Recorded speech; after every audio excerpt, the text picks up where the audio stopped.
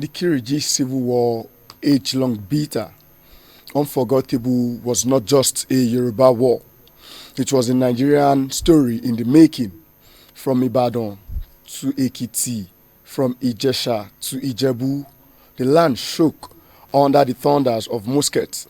Men like Ogedengbe Agbogungboro of Ijesha, Fabumi of Oke Messi, and the Ibadan warlords led their people with pride and defiance. The hills of Imesi lay echoed with cannon fired. The plains of Oshun bore the scars of endless battles. It was more than a clash of swords. It was a battle for supremacy, for survival, for the soul of our people. And though the war ended, its shadows still linger today. In the subtle rivalry between ancient thrones, the Alafin of Oyo and the Oni of Ife, we hear the faint echoes of Kiriji, but Nigeria watches, Nigeria remembers, Nigeria calls, for the destiny of our people is greater than the divisions of the past. And with that, we welcome you to another weekend episode of Now Streaming TV show, coming to you live from ACNNTV in the Federal Capital Territory.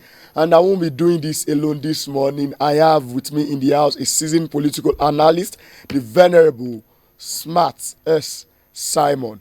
Venerable, good morning, sir. You're welcome. Good morning. Thank you for having me. I'm glad to be here this morning. Wow, I love the color you are putting on this morning, the color blue, no? Thank you. Look, It's my favorite color. Your favorite color in it. All right. Thank you very much. And viewers, remember you can also be part of this program this morning by sending in your comment via our various social media platforms, and you can also call in via the number that is showing on your screen. And before we dive into the topic this morning, let's take a look at the newspaper headlines that came in from various vendors this morning. And we start with the Punch newspaper. The leading story on the Punch newspaper says CDS 2027 pulls behind surge in killings. We can find that story on page 2, as we also have steady flow of foreign cash empowering terrorists.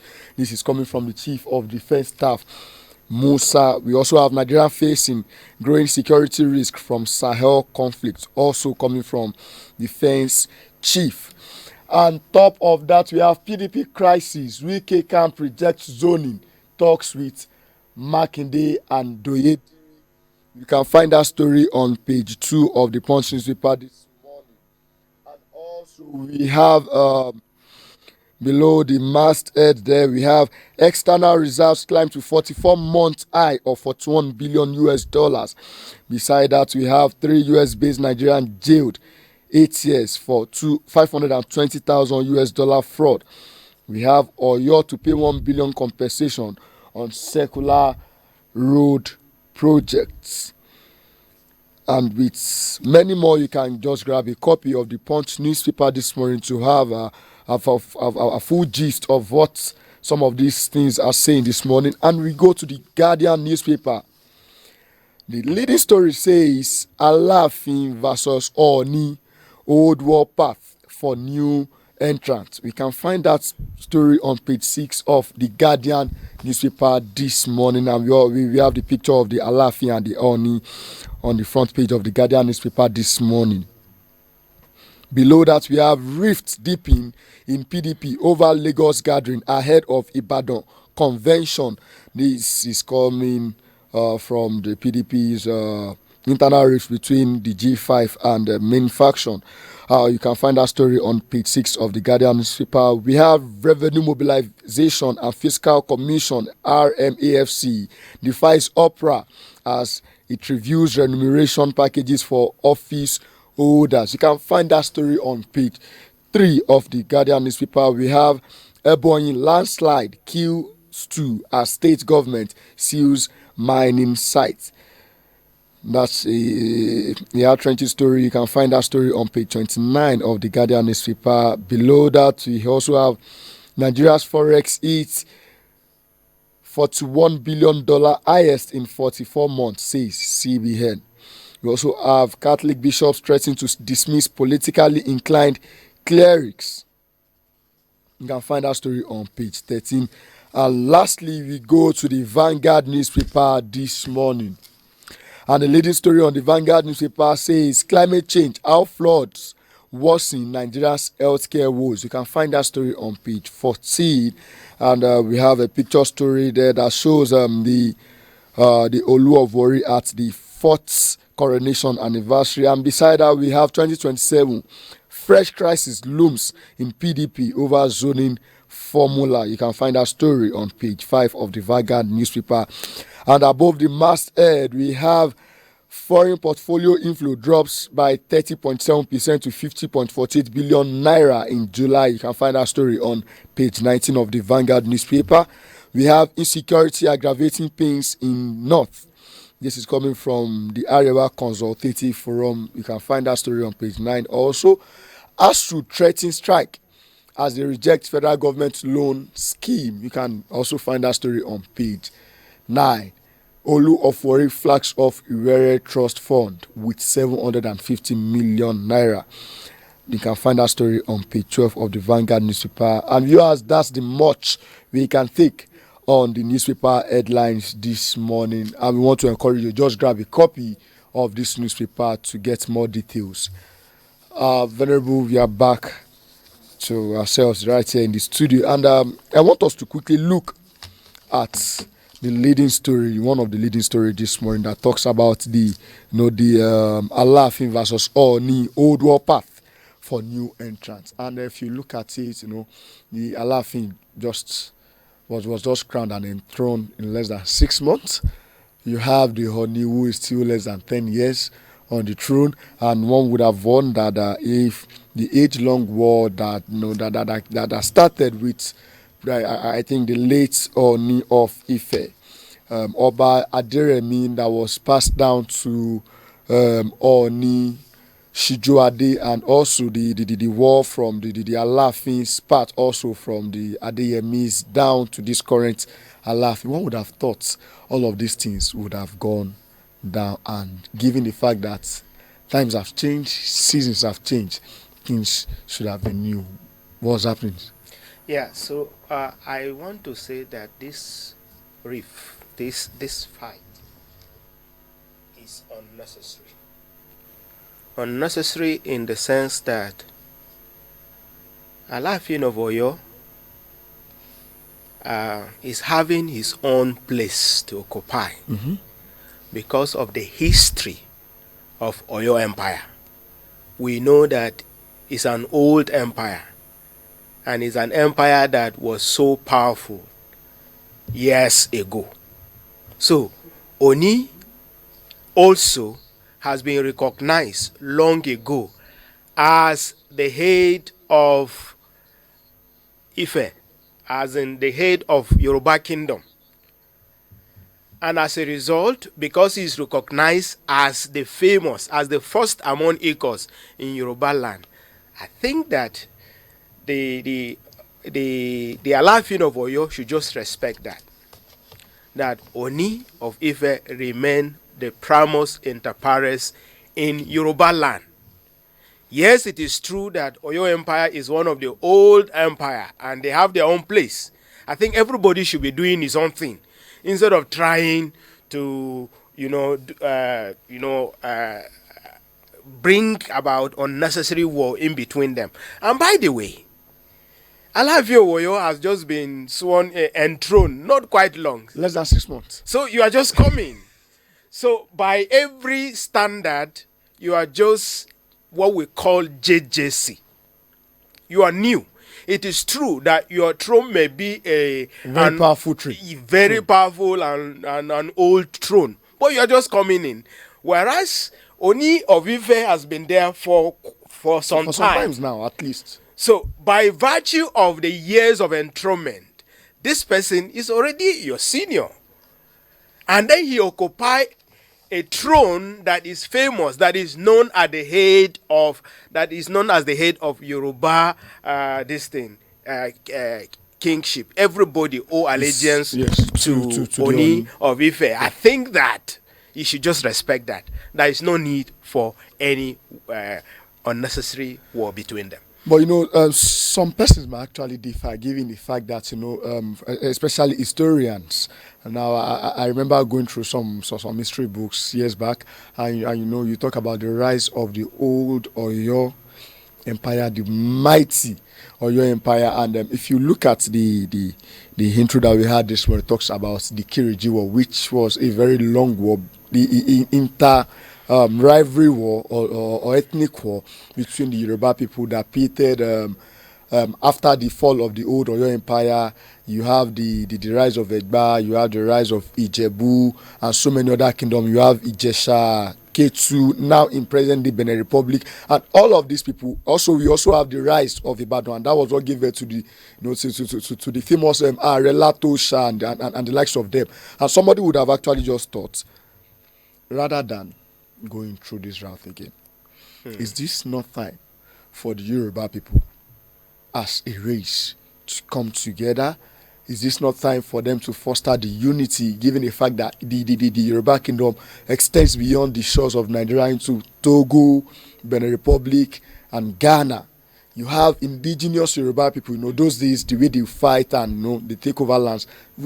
What do you make of this? Shouldn't this be the time for them to foster unity, given the fact that both of them they are still very young? The Alafin is just 50, the Oni is just about, I think, 52 or thereabouts. And both of them are young, fresh bloods. Yeah, so that is to tell you that the rift between them is a misplaced priority. And they are all Yoruba people. These thrones all belong to Yoruba people. They all identify themselves, like all the thrones you have mentioned. They all are Yoruba people. And I think that what should have happened is for them uniting and then ensuring that the name Yoruba, the kingdom of Yoruba, is progressing instead of fighting. Because it is a fact that when people are united together, they stand to achieve so much. Tower of Babel comes to mind. Exactly. So when there is unity, there is much you stand to gain. But when there is division, you would just be fighting, and there is nothing to gain from there is never a time where division bring any meaningful progress. So I think that if they will hear us, they should just leave this unnecessary power tussle. They should come together. Let everybody be doing his own thing, and they should make sure that they promote Yoruba culture, Yoruba unity, and all that. And of course, you remember Sunday Igboho was of the opinion that they should have, what do they call now? Yoruba Nation. Yoruba Nation, Oduduwa Republic, all of those kind of things. Yeah. He's of the opinion that should be the way to go. But you see, with this that we are discussing this morning, it tells you that it becomes very, very difficult for that to become a reality. That should go because who are you? So who exactly will lead? Exactly. That's the point. But then let's look at it from the basis of this new rivalry. There is about to be a new introduction to the Constitution of the Federal Republic of Nigeria, 1999, as amended, where you have the leaders of the Traditional Council of Nigeria. Before now, it has been two persons who has been leading or co-chairing that committee, and that is the Sultan of Sokoto, exactly, and the Oni of Ife. Yes. Now, if you look, given the historical and pattern, that tells you where Alafi. So Alafi's name is not mentioned here. Yes. And this is one of the things that has given birth to this new rivalry. Because in the Nigerian Constitution does not really recognize them officially as the leaders of both the North and the South, talking about the Sultan of Sokoto and the Oni of Ife. Because even down the South, you have the Yorubas, you have the Niger Delta people, you have the Igbos. And all of these people also have different traditional rulers. They have different traditional rulers.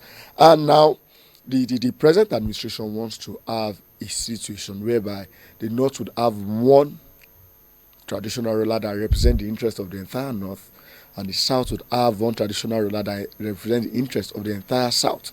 And one would have probably just wondered, with the way these people are fighting and washing their dirty linen in the public, you have the likes of the Oba of Benin on the corridor, you have the Obi of Onitsha also there, you have the Obong of Calabar too. Everybody is Ata just of Igala Ata of is Igala, there. and everybody is just watching to see what would play out. Do you think this Totiv is also there. you think now?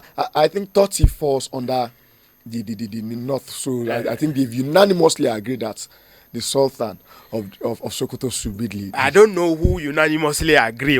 But that's what we've been having before now. We've always had the Sultan of Sokoto as a chairman or as a chairman. Both of them co-chairing simultaneously together. Yes. And not up until now, many people were not aware of this fact that both of them are seen as the two prominent traditional rulers. Every other traditional ruler has been subsumed or they are seen to be under these two prominent traditional figure. And you are now having the Yorubas, even you are having an in-house. Bolu has representative ever worked in Nigeria? I want to ask you that question. No, right now, we have representatives from federal constituencies. We have the senators. All of them are representing some senatorial district. But whenever they get there, how many of them really actually represent their people, and that what they are saying in the National Assembly is actually the opinion of their people? Now, I will also ask, are you sure that representing this, recognizing these two people as co-chair, that they are actually representing the opinions? For example now, are we sure that the Oni of Ife, who is seen as the head of the Yoruba nation, is actually representing the opinion of all the Yorubas in that place, in the Council of Chiefs? Are we sure that the Sultan of Sokoto is representing the voice of all the chiefs in the north? Of course, the answer, your answer is as good as mine. You know that a lot of the minority tribes in the north, who are also having their own emirs, will tell you that really this man, who is the chairman of the council, is actually not representing our voice. And of course, it will be true. It will be true. So I don't think that this will solve any problem. Okay. For me, meeting with this chief in council and discussing with them, everybody bringing his own, what do I call now? Bringing his own opinions. And then saying, this is what my people want and all that. I think that it is better, instead of just saying these two people should only be, or one of them. You understand? Perhaps it will just be for administrative purpose. If it is for administrative purpose, I agree. Maybe it's fine. Because I've also been wondering, you have, like you rightly said, the third chief is there. You have the Emir of Kano. You have the Shehu of Boronu. You have the Obi of Onitsha. You have the Hobong of Calabar, the Ataigala, and you have the Emir of... And these are powerful traditional rulers. Of course. These are not these are not traditional rulers that can be counted as second class or pushed aside. So it's a serious matter. It is a serious matter. And I really just hope, as representatives have actually not worked that much, because once you get there, you try to represent either your immediate people or you even yourself, and leaving the others. But can it be said that the Honey of Ife will represent the interest of the Southeasterners in that council, being or currently seen as the co-chair from the southern part of Nigeria? Well, it is very possible that that will happen, and it is also very possible that that will not happen, because we must go back to the history and see what is happening. What is the age-long history? I know that Oni of Ife has been advocating, a kind of collaboration between the Yorubas and the Igbos, and all that, because of the age-long history among them and all that. But because of the civil war in Nigeria and what transpired during the civil war, do they still trust each other?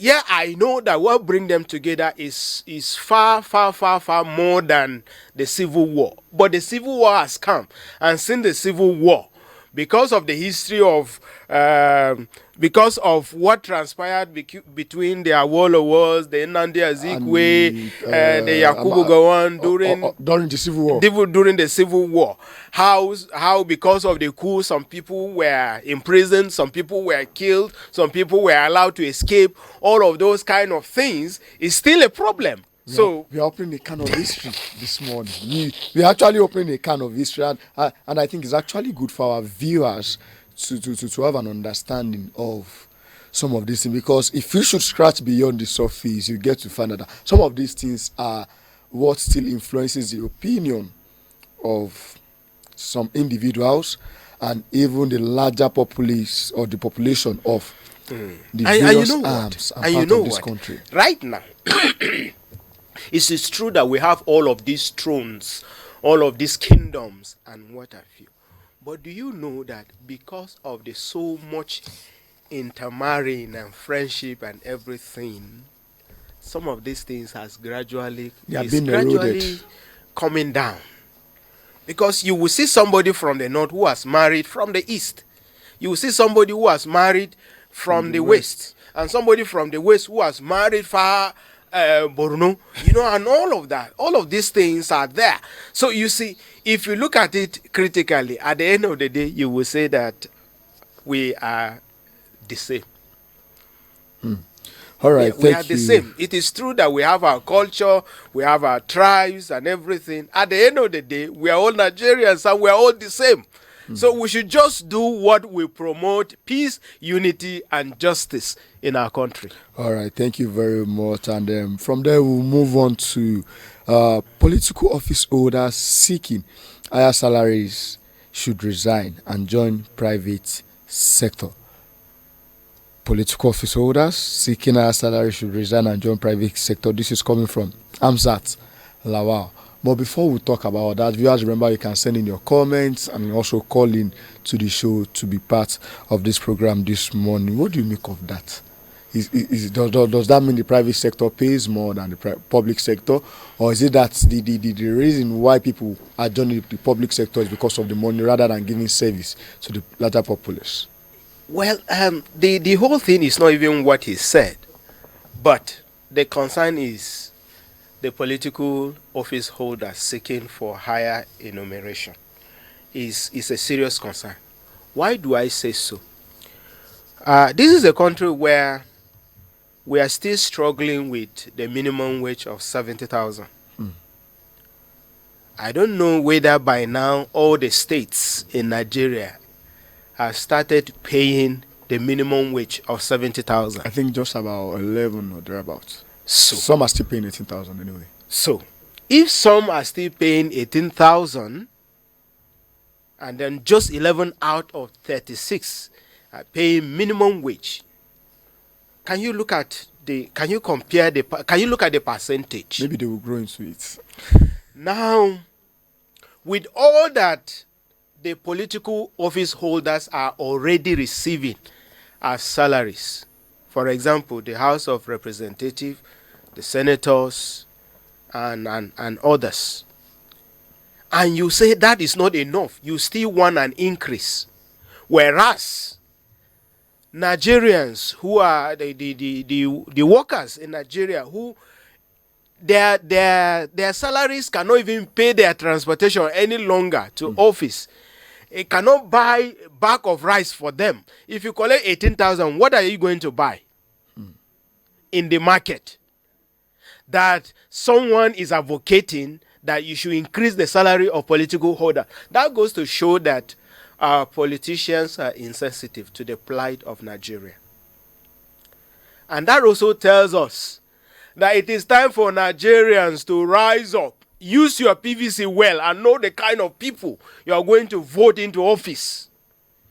Anyway, some of us have actually advocated that we want those offices, the National Assembly. One, what we advocated is that we should have only unicameral, not bicameral. We don't need House of Representative, House of Senate, because they are actually doing the same thing. Let's have only one National Assembly, and that one National Assembly, they should be there by part-time. You should just go there to serve people. It should be a part-time something. There shouldn't be any salary attached to it. And then you will know how many people will contest for that position. That is to tell you that a lot of people who are contesting for that position, they are only contesting for what they will get. Budget padding and what have you. And the money they give for constituency that they never get to the constituencies. You will see constituency office, you will never see him there throughout the year. He is hiding because he's already in a position until some months to election. They will start bringing out the money or the resources that is meant for the constituency. They will now bring it and then share to people, and sometimes it's very embarrassing. 2,000. Do you see that in the by-election, 2,000 naira, 5,000 naira was given to people? A packet of Maggi were given to people because of vote, and Nigerians will accept this. People were even trooping and lining up to collect this 2,000 naira, for God's sake. When are we going to be wise with all of this attitude that we are exhibiting? It's a pity if we can't rise up and do the needful. 2027 is coming. You see, what another thing that is even very painful, you know, there is a lot of voters apathy. You will see that 120 million people will register. For example, 180 million will register. At the end of the day, during the election, you can imagine that the president will emerge with 8 point something million votes. In a country of 200 million, you have a president who have emerged. So he got the mandate of the people with 8 million, for God's sake. Because people didn't go out to vote. Or the government itself did not create an enabling environment, or there is a voter suppression. Perhaps people voted and their vote didn't count, and all of that. We know certain states in 2023 who were looking at the vote is getting higher and higher. At the end of the day, what will come out from there is the winner of that election in that state was with 100 and something vote, less than 200 million. Less than 200,000, sorry. We hope it's unfortunate. We hope the Nigerian populace and Nigerian voters would take a cue from this as we move on to the next to the next topic. And I want us to quickly go a little bit political this morning. Wike says, I will support anyone who supports Tinubu. And you have Makinde saying, I am not ready to go into the gutters with anyone. Just a background to the story, you have the Wike and the Makinde faction. They are popularly called the G5 in the PDP. Now, they all supported this present administration to get into power. And now there is a purported drift between both Makinde and Wike's camp. Indeed, there is a camp in PDP. Now, the camp, one of the camp is the G5. Then in the G5 now, there are two camps. Within the G5 now, you have the Makinde-led faction, you have the Wike-led faction, and they've been throwing shades at one another for the past couple of weeks or thereabouts. Is this really about the people or about the interest? I'm sure you know the answer to that question. I'm asking you. It's unfortunate that PDP has become shadow of itself. Who thought that by this time PDP will become what it is? And PDP as an opposition, they don't even have a voice any longer. PDP is not even playing the role of an opposition any longer. It's like the Labour Party, the new ADC, the SDP is speaking more than PDP.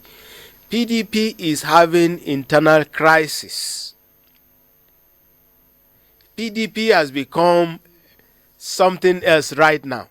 So if PDP cannot put their house in order, do you think 2027 will be anything for PDP? But we've been seeing the opposition party Now, coming together as a within coalition. the G5 who supported the present administration, even among themselves, there is still crisis. There is rift. So that is to tell you that PDP is going nowhere. I don't see PDP becoming anything in 2027. But in the last by-election that we had over the weekend, PDP still had a better outing compared to the SDP, the ADA, the ADC.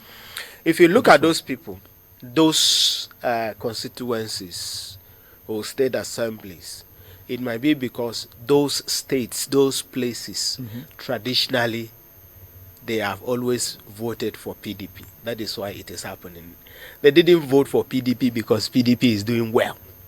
Sometimes also you should look at the candidate that were voted for. Perhaps this candidate are the candidate that has been favored by people, not because of PDP as a party itself. I'm not saying this because I am apolitical.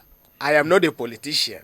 Yes. But I'm only commenting, looking at what is happening internally in PDP. I don't think PDP will make any headway. That is seriously a problem. Now, my problem is even the fact that how can somebody claim that he's in PDP, but is working for APC? He has even taken political appointment in APC and all that. And then nothing has happened. PDP don't even have the capacity to even punish or suspend anybody who is doing anti-party activity. Nothing has happened. So that is to tell you that some people are powerful than PDP as a party, and nothing will happen to them, and that is what is happening. Now they are even saying that the convention that is going to take place in Ibadan, the man in Abuja is saying that count me out because of what you have said, because of the division already, internal rift between them. So it's really a problem. Unless PDP put their house in order, they are going nowhere. So are we seeing a case of stronger personality and a weak institution as it's been seen in the Nigerian states? Is that what we are also seeing in the PDP? This has always been the problem of Nigeria as a country. You have stronger personalities than the institution itself. And as a result, these personalities are doing all they want to do, and nothing happens to them. You see, Nigeria must get to a point where we're able to build our institutions, that our institutions are strong and are running without individuals dictating what happens there. Unless we get to that point, it will not happen. You know, there are certain countries in the world today. If you allow anybody at all, places like United States, in the United States, you don't need an intelligent president for the country to run. You know why? The institutions are so strong and they are setting everything in motion that the country will run. You understand? We must get to a point where we have our institutions that are strong and can run, irrespective of who is there. Otherwise, these problems will continue. So we have the problems of stronger personalities and weak institutions, of course, and that has affected PDP very, very well. Because from time immemorial, this has been what has played out in the Nigerian state, and it seems this has really eaten deep into every nook and cranny of this country. Just before we let you go this morning, every Nigerian should learn combat skills for self-defense. I think at this point in time, you know, nowadays we have private schools who teach children karate and all of those things. I don't know why they did not teach us that in a government school. Because if probably by now, probably I would have been a black belt holder, and you know. So once I see bandit on the road, so instead of looking for a gun or just, you know, your take on that. I think that this advice from the CDS is out of experience. and it's coming from the Chief of Defense Staff of our country, I welcome that idea. That idea is a very good one. That advice, everybody Everybody should learn. Yeah. If you look at this show, if you go way back, we have advocated for self-defense in this show several times. And what has been my take is that self-defense is biblical. The Bible allows you to defend yourself. You should not just allow yourself to be killed just anyhow. Right? The Bible is not against self-defense. Constitutionally, self-defense is allowed. If you are defending yourself and somebody die in the process and you are taken to the competent court of jurisdiction, Competence. yes, you are discharged and acquitted because it was a self-defense. Naturally, self-defense is what you do. Because you are a human being, you are sensitive, you always want to make sure that you defend yourself. In fact, your eyelashes are there because you want to protect your eyes from anything dangerous that will enter into your eyeball. That is why it flips all the time to protect it. That is how self-defense is. You should defend yourself. And this advice, everybody should go and practice, because day by day, war, conflict, problems are coming.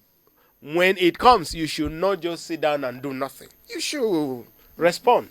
All right, thank you very much. You made mention of something that even in the Constitution, self-defense is allowed, and some legal experts and people who have their own personal opinion feel that there is a limit to this self-defense, and I'll come in from this angle that if the self-defense mechanism you want to use to fight against your attacker is greater than the force with which the attacker is actually coming. If you are sued to court, you can be charged, I think, for manslaughter or something related to that. That's one. Number two is, how then do you know the level of force that this attacker is actually bringing to attack you? Because we have a story that happened in Adamawa State, where a farmer decided to put up this self-defense mechanism against a marauding horseman, and at the end of the day, this horseman died. This pastoralist died right there on the spot. It was well confirmed that this horseman was coming to attack this farmer. Yes, and then the farmer retaliated through the means of self-defense. Now, from the magistrate court to the state high court to federal high court to court of appeal to the Supreme Court, this farmer was found guilty all through and was sentenced to death. Now, there are a lot of things. That is what they call the technicalities of The law. So you are bringing in some technicalities there. Now, these things you have mentioned are things that somebody must be there to actually justify that what you have used was more and all that and all that and all that. So it's indeed a serious challenge, but the fact still remains. Please don't allow anybody kill you for nothing. Where you need to defend yourself, you should do it. You understand? Okay? Leave the technicalities for the court of law and the lawyers. I am not saying you should go out and cause any problem to anybody, but if somebody has come to your house to kill you, you should not just do nothing and allow yourself to be killed, right? You should do. Now, the case of Adama person, you must look at it again. If you see that there is a consistent judgment, that would mean that perhaps all the evidences brought was against the man who was defending himself. Because the law works with evidence. And if he does not have a strong legal representation somebody who will actually be able to defend, argue his case very well. Of course, that is what will happen at the end of the day. Is that not so? So it depends on who is his legal representative. It depends on the evidence before the competent court of jurisdiction. These were the things. So we cannot use the case of Adamawa, the person in Adamawa, to actually round up on all the issues. We can't use that on all the issues. But it's important, no matter how little it is, try and make sure that you know some acts of, at least you should have some skills so that you'll be able to, in the event anything will happen, you'll be able to at least protect yourself. All right, thank you. And the whole thing is coming because the government is somehow failing. That is why the issue of self-defense is coming. If the government is able to have all the security agencies in all the places, will they be advising us to defend ourselves? No, we will not. The presence of the security personnel in all our local governments, our villages, is not enough. That is why there is vigilante. That is why they are telling you, learn how to defend yourself, because they don't have enough manpower. Until we get to the point where there is a state police, where there is a local government police, and their presence is everywhere, that is when self-defense may not be an issue. All right, thank you very much. And we have DNA paternity bombshell. And I'm sure this will interest many of our viewers. 1 in 4 Nigerian men are not biological fathers. This is coming from an organization called Smart DNA. And apparently, maybe because we have our seasoned political analyst in the house, being Venerable Smart, and this is also coming from Smart DNA. Paternity fraud.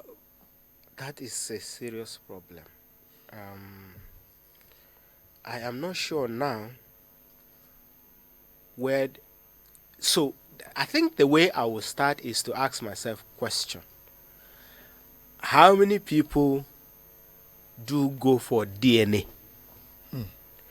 Whenever you see couple going for DNA, then there is a challenge. There is a suspicion that something is wrong before you go for DNA. So you cannot use the statistics of people who are going for DNA and therefore generalize that there is a paternity fraud everywhere. Do you understand?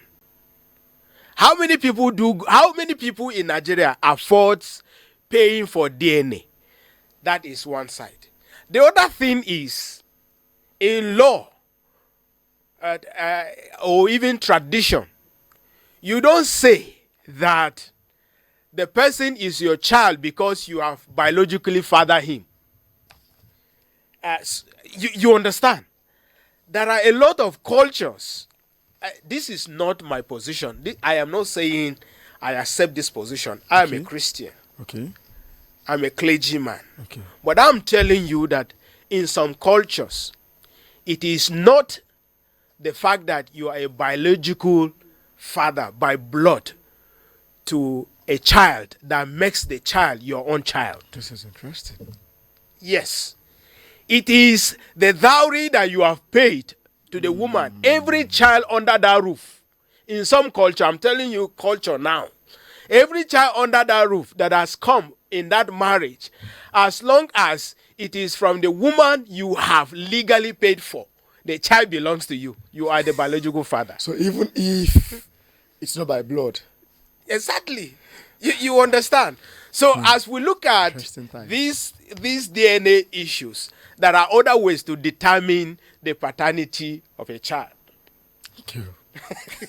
All It's right. complicated, right? Very, very complicated. So I think since a complicated matter, I don't want to. It is I really complicated. don't want us to It is put complicated. an, Unless we're able to have like 5 million, or let me say, unless we're able to have like 50 million people that have gone for DNA for test in this DNA country, test, and we have this and we have this level of this thing before you Fraud. talk about paternity fraud. You can't use 100,000 in 200 million country and then just make less- a generalization less than 1%, that actually. less than 1%, and then you say that is fraud. No. All right, thank you very Do much. I have any reason to take my child for DNA Any if there is suspicion? no suspicion? So why would somebody now just say We have a Nigeria stand at International Investment Fair in Japan, MT, and we have a video to that effect. And this video was taken before the opening of the Nigerian stand at that ITAD event in Tokyo, in Japan. Viewers, let's watch this. So this is the country stand where you have all the African countries at Tikad 9. You can see different countries, Cameroon showcasing itself. You can see Cameroon showcasing itself. You can see Togo, you can see Senegal. I've been going around, right? So Senegal, Sierra Leone, Republic. You can see all the booths are, then you can see Sierra Leone. And then you come to, you can see Equatorial Guinea. And then you come to the giant of Africa. And there's 0 people there, 0. Not one, no, 0. But all the people that left Nigeria on your planes, not a single person is manning stand of the biggest country on the continent. Every other country is represented and have people manage their stand. Then you come to our own Nigerian stuff and there's nobody. Everybody just start coming here asking, not a single person managing the stand. Very, very disappointing as usual. Very, very. Thank you very much. And we saw that display in Japan, and the federal government said that from the video that we have seen with the event that happened in Tokyo, in Japan, the federal government has come out to say that they were not there at the opening ceremony, that not even a single contingent of the Nigerian government was there. And now you have probably you have Nigerians who were eager to see the Nigerian stand being open and all of those things. And we have that video. What do you make of this? Yeah, so the first is to ask the question, were Nigerians invited? Was federal government of Nigeria actually invited to that international investment fair in Japan? If they were invited, then why were they not there? Even if it was on the opening day, regardless. Does it mean that Nigerians were not interested in investment? So this will tell you that it is begging for answers. Where does our priority lies? Because investment is the way. Investment is what we should do. This is a place where we should be. We even have a federal government parastatal called Nigerian Investment and so. I think it's a commission who handles that aspect of investment. And if nobody is there, then two things: it's either they were not invited, or it's not a priority of the government for people to be there, for our people to be there, so as to woo in investors into the country. But according to the special advisor to the president on media matters, Mr. Bayo Ononuga, and the SSA to the president on new media, Dada Olusegun, they said that the Nigerian contingent wasn't at the venue of the event and all of those things, and as that was the reason why the stand was empty, and that it was until when the president got there before their stand became effective. Was it that they were not so serious about it? I don't. Sorry, I'm not buying this narrative. Certainly. Because were other countries there? Yes. Did Yes. they wait until their president was there? Because people who want to invest want to at least meet some people there and interact with them, right? You don't have to wait until your president is there. Your contingent should be there, seated, so that people Like they should have gone who- ahead of you. exactly. People who want to, invest will now have people to interact with. So the fact that the place is empty, Speaks volume. it speaks volume, and it's not good. Not at all. Not at all. not good. And it shouldn't be Nigeria, now that we need more A giant foreign. of Africa. Have we become a sleeping giant? Well, we leave that question to the federal government and this administration to do that. Like the scripture will say, awake from your slumber. And this time around, we direct it to the giant of Africa, the sleeping giant of Africa, the Federal Republic of Nigeria. And we have this ASU faults federal government's approval of new private universities. Do we need more universities, regardless whether private or public, or we should try to do an upgrade on the present institutions that we have from the government side? You have the federal and the state government. Should we do an upgrade, or we should have we should have new institutions? And for the private, we should request or demand. I don't know where this thing is coming from. ASU is they are basically lecturers from the federal universities. I know that basically from the federal universities, because private universities take care of their own lecturers by their own self. They are funding themselves. So the private university lecturers are actually not a part of ASU. That is why whenever there is ASU strike, the private university still continues, right?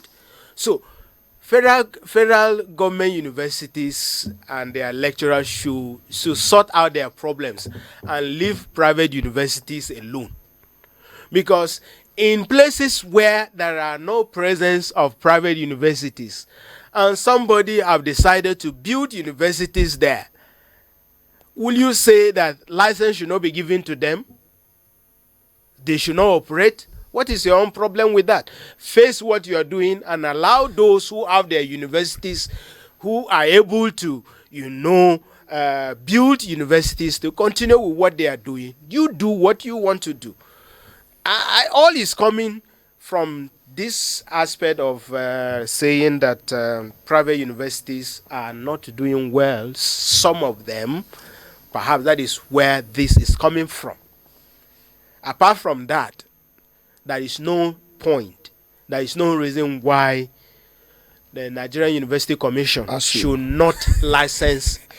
But what we wonder, what exactly is the interest of ASU in this matter? Exactly. What exactly is their interest?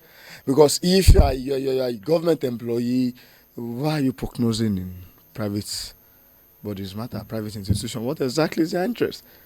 Because we understand, we all know ASU that we know. I don't know which one strikes more between ASU and Thunder, but then these are things that we've always known them for. Yeah, of course, we know that the issue of strike is not really their fault. It is because the government have not given the priority needed to education. I think for some years now, they've not really been any form of strike. Did you say yes? Yes, like a year or two, they've not gone on strike. Right. Yeah. So the whole thing is, I think there is a certain percentage of budget that's supposed to go to ASU. No, to education generally. Yeah, maybe I think United Nations and all of those yes, things. United The Nations quota. standard, Yes. and that also goes to health sector. I am very, very sure that we have not been able to, meet up with the percentage that it should be given to education. I think the last check, it was said that the board, the total percentage of education for each country according to United Nations, I think it's about 11%, and the last Nigeria was in was I think 3%. 3%. 3%, 11. So you could see The disparities. So this is where the problem lies. If so much is not done in taking care of the Association of what do they call Academic Staff Union it? of Academic Universities. Staff Union of Universities. Of course, this is what will happen. They will have been busy with lecturing their universities. Now they are worried that private universities are being licensed. I think that is not necessary. They should just face what they are doing. Perhaps they are taking their students. Taking their students. If I have to go to a government university and spend 8 years, and then I'll go to private university, my 4 years is 4 years. I will go to the private university. I am a product of private university. All right. So when I started, I know when I will finish. That is it. Than starting and not knowing when to finish. You know, so many years were wasted, and we remember the ASU matter 2012, 2013, where they went for strike for more than about half of the whole year. And in fact, what makes me even go to private university, as at the time I went, was because there was more than 6 months. One of the longest strike was at that period. And I have to go to private university, pay so much to be able to go to private university. So if the government is able to do, even if they can't do 11%, they should do 6%. 7, 8. Yes. But Let's say like, 6. Let them just double the figure. Between the period you went to the private school, to the private institution, and now, government hasn't still done so much, you know. That is the point. That is the point. We hope the federal government and the state government and all of those who are concerned will take into cognizance some of these issues. And viewers, you know, that's the much we can take on the show. But before we go, I want you to give your final word. Well, my final word will be that there is need for political office holders to sacrifice for this country. This to demand for increase of salary at this point in time shows that the political holders are insensitive to the plight of Nigerians. Because this is the time that Nigerians are suffering so much and they've not been able to get their minimum wage, and now you want more for yourself. It is insensitive. They should bury that idea. Let the minimum wage be paid first before the political office holders will think about increasing their own salary. Thank you. All right, thank you very much. Mr. President, distinguished Senate President, the Honorable Speaker of the House of Representatives, the Chief Justice of Nigeria, the governors, the deputy governors, the speakers of the House of Assemblies and their deputies, the local government chairman and their vice. We want you to know that this period, that this season, while the government talks about reforms, no matter how good these reforms are, so long as it doesn't touch positively or impact positively on the life of individuals and regular Nigerians positively in a way to bring smiles or beaming smiles to their faces, it doesn't speak well. And asking for an increase and a pay rise at this point in time is a no-no. We need to look at this and be sensitive to the plight of Nigeria. And as we go, the Kiriji War teaches us this: conflict, no matter how fierce, must one day bow to peace. The Alaafin and the Ooni are more than rivals. They are symbols of our people, anchors of our culture, voices in a nation. Their harmony is not just Yoruba harmony, it's a Nigerian unity. So let us not feed old rivalries. Let us not awaken forgotten feuds. Instead, let us choose peace over pride. Let us choose brotherhood over division. For when the Yoruba stand united, Nigeria grows stronger. And when Nigeria grows stronger, the future of generations is secured. And that's the much that we can take on the Now Streaming program this morning. We want to wish you have a nice weekend, and God bless the Federal Republic of Nigeria.